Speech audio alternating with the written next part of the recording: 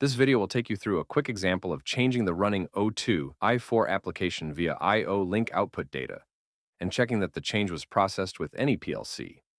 It briefly touches on the output data structure again and provides a quick PLC example. Before reviewing the PLC, here's a quick refresh on the I/O link output data map. The command value and the first byte of I/O link output data are what you need to keep track of here. In the sample code, you will send the application number you want to change the camera to next into the first byte of I/O link data. Here are a few examples for application 1 through 3. In this case, you will see application 3 is active on the camera. Let's send a 1 to the I/O link data byte.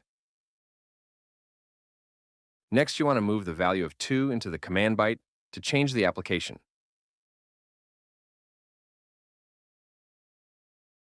In Vision Assistant, you can see here that the application is now 1 at the top of the software screen. The camera is now waiting on the next trigger. Besides relying on the software, there is also the Get Application List trigger. This is activated by sending a 3 to the command value byte. Please note that each command must be sent separately from each other. This means that 0 must be sent to the command byte before you send the next request. Let's move 3 into our command value byte. The best way to review that data in this case is to swap over to a WatchTable. You can see the command value byte is 3 and that the first I/O link byte is a 1. The first 4 bytes of data is a mirror response and of the command sent over. Then, you see the response back from the request command.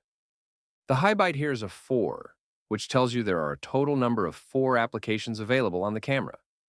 The next byte tells you that application 1 is active on the camera.